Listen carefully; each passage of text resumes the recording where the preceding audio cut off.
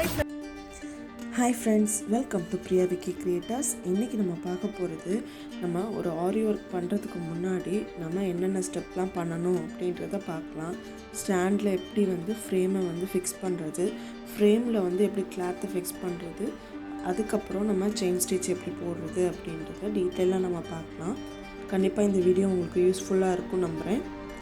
மறக்காமல் நம்ம சேனலில் இப்போ தான் ஃபஸ்ட் டைம் பார்க்குறீங்க அப்படின்னா சப்ஸ்கிரைப் பண்ணிக்கோங்க, பக்கத்தில் இருக்க பெல் பட்டன் கிளிக் பண்ணிடுங்க. இப்போ வாங்க வீடியோக்குள்ளே போகலாம்.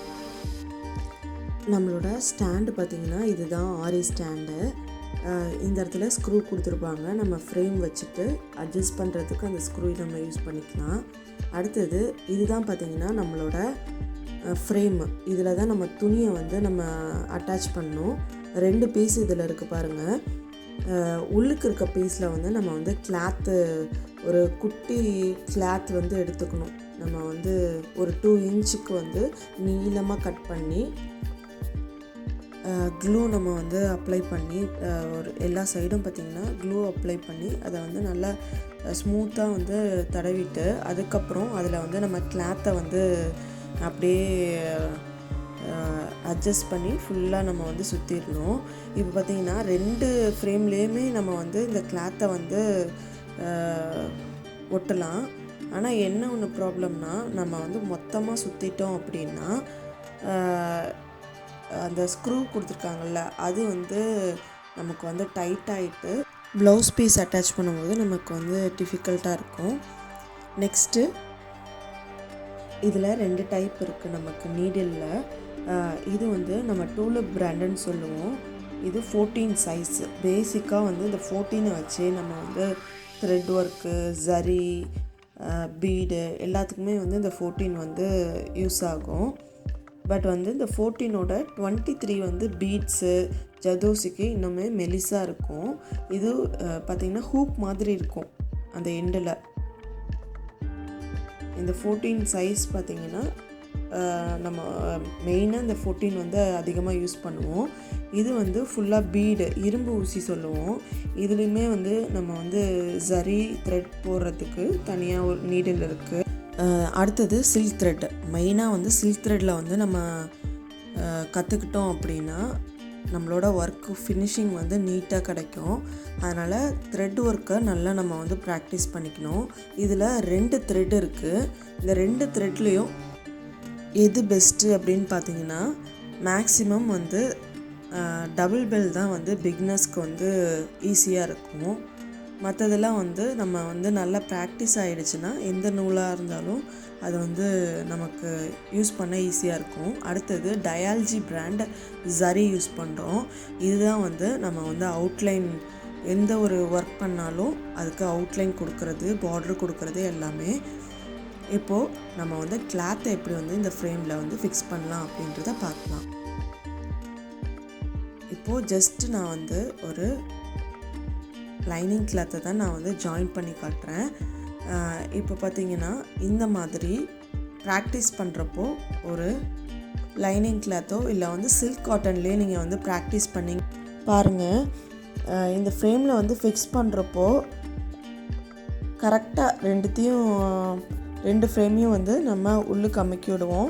நார்மலாக நம்ம குட்டி ஃப்ரேமில் எல்லாமே எம்ப்ராய்டரி போடுறதுக்கு நம்ம யூஸ் பண்ணியிருப்போம்.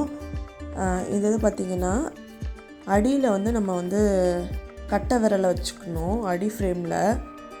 இதை மேலே துணியை இழுக்கிறப்போ இது அந்த ஃப்ரேம் துணி சுற்றி இருக்க ஃப்ரேம் நமக்கு வந்துடக்கூடாது கையோட. அதனால் அப்பப்போ அமுக்கி விடணும். இப்படி பிளெயின் சர்ஃபேஸில் தான் நம்ம வச்சு செட் பண்ணணும். நம்ம அடிக்கடி இந்த ஸ்க்ரூவை டைட் பண்ணிக்கணும். நமக்கு அது டைட் கிடைக்கல அப்படின்னா அந்த இடத்துல நமக்கு டைட் வேணும். அப்போது இதை நல்லா இது பண்ணிவிட்டு திரும்ப நம்ம ஃபுல்லாக இதே மாதிரி ஃபிக்ஸ் பண்ணணும். நல்ல துணியை இழுத்து விடுங்க. இழுக்கிறப்ப பார்த்திங்கன்னா அந்த துணி சுற்றி இருக்க ஃப்ரேம் வந்துடும். அது மட்டும் பார்த்துக்கோங்க. இதில் பார்த்திங்கன்னா நல்ல சவுண்டு கேட்கும், நல்லா மூலம் சவுண்டு மாதிரி கேட்கும். அப்போ ஓகே நமக்கு டைட்டாக இருக்குது அப்படின்ட்டு இதை நம்ம ஃப்ரேமில் ஃபிக்ஸ் பண்ணிட வேண்டியதுதான். எவ்வளோ தூரம் வந்து நமக்கு வந்து அது டைட் ஆகலையோ அந்த ஃப்ரேமில் இருக்க ஸ்க்ரூவை நல்லா டைட் பண்ணிக்கணும், அவ்வளோதான். நெக்ஸ்ட்டு இந்த ஸ்டாண்டு பார்த்திங்கன்னா இந்த ஸ்க்ரூ இருக்க சைடில் கொஞ்சம் கேப் இருக்கா, இந்த இடத்துல ஃப்ரேமில் இருக்க ஸ்க்ரூவை வந்து இந்த இடத்துல இருக்க மாதிரி அட்டாச் பண்ணணும். இந்த மாதிரி இருக்கும் போது நமக்கு நான் உள் சைடு வந்து நம்ம செட் பண்ணும் போது பீட்ஸு இந்த மாதிரி ஒர்க்லாம் பண்ணும் போது நமக்கு எந்த இடத்துலையுமே செதறாது. நம்ம உள்ளுக்கு கொட்டினாலுமே நம்ம அப்படியே யூஸ் பண்ணிக்கலாம். இதே மாதிரி நமக்கு வந்து திருப்பி யூஸ் பண்ணுவாங்க, அது கொஞ்சம் வந்து கஷ்டமாக இருக்கும். இப்போது நம்ம நாட் போட்டு ஸ்டார்ட் பண்ணிக்கலாம்.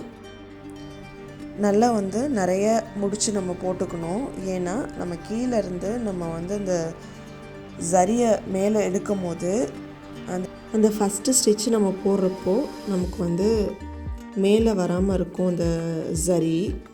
இப்போது நம்ம வந்து நாட் வந்து போட்டாச்சு. இதுக்கப்புறம் வந்து நம்ம கையில் இந்த மாதிரி மடக்கிக்கணும். மடக்கிட்டு ஃப்ரேம்க்கு கீழே அதே பொசிஷன்லேயே நம்ம வந்து மடக்கி எடுத்துகிட்டு போகணும். மாட்டி மேலே இழுத்துட்டோம் அப்படின்னா இந்த மாதிரி ஒரு செயின் வந்துடும். ரெண்டுமே மீட் ஆகிற இடத்துல ஒரு டர்ன் பண்ணுறோம். ஊசி வந்து பார்த்திங்கன்னா நமக்கு ஆப்போசிட்டில் அந்த கொக்கி இருக்கணும். மேலே அப்படியே இழுத்துட்டு வந்து அந்த ஜாயிண்ட் ஆகிற இடத்துல நம்ம ஒரு ரொட்டேஷன் கொடுத்து திருப்பணும். இப்போ பார்த்திங்கன்னா நாட் எப்படி போடுறோம் அப்படின்னா இந்த மாதிரி ஒரு செயினை ஃபுல்லாக இழுத்துடணும் பெருசாக. திரும்ப அகைன் ஒரு செயின் வந்து பக்கத்துலேயே எடுக்கிறோம், ரொம்ப டிஸ்டன்ஸில் இல்லாமல் பக்கத்துலேயே எடுக்கிறோம். எடுத்ததுக்கப்புறம் முன்னாடி இருக்க செயினை வந்து ஆப்போசிட் டைரக்ஷனில் எடுத்து இழுக்கிறோம். அவ்வளோதான் நாட்டு. உங்களுக்கு வந்து நல்லா வந்து இப்போது அகைன் எப்படி வந்து நாட் போடணுன்னு பாருங்கள். இப்போது லாஸ்ட்டு ஸ்டிச்சை இந்த மாதிரி இழுத்துட்டு இது பக்கத்துலேயே நம்ம இன்னொன்று செயின் வந்து போட்டு இழுக்கிறோம். எந்த சைடு எடுத்துக்கிறோமோ அதுக்கு ஆப்போசிட் டைரக்ஷனில் நம்ம திரும்ப நீடில் விட்டு கீழே இருக்க செயினை வந்து அதில் மாட்டிட்டு கீழே தான் நம்ம வந்து சரியை இழுக்கணும், மேலே எதுவுமே பண்ணக்கூடாது. நாட் வந்து நமக்கு ஆரி நாட் இது தான். இது புரியல அப்படின்னா நான் கண்டிப்பாக வந்து நெக்ஸ்ட் வீடியோவில் டீட்டெயிலாக போடுறேன். இது ரொம்ப ஷார்ட்டாக இருக்க மாதிரி தான் இருக்குது. பேக் சைடில் என்ன பண்ணுறோம் அப்படின்றத ஒரு கிளிப்பிங்ஸ் ஆட் பண்ணியிருக்கேன் பாருங்கள். நம்ம வீடியோ உங்களுக்கு பிடிச்சிருக்கு அப்படின்னா கண்டிப்பாக சப்ஸ்கிரைப் பண்ணுங்கள், பக்கத்தில் இருக்க பெல் பட்டனையும் கிளிக் பண்ணுங்கள். மறக்காமல் பிடிச்சிருந்துச்சுன்னா லைக் பண்ணுங்கள், ஷேர் பண்ணுங்கள், கமெண்ட் பண்ணுங்கள். தேங்க்யூ ஃப்ரெண்ட்ஸ், கீப் வாட்சிங்.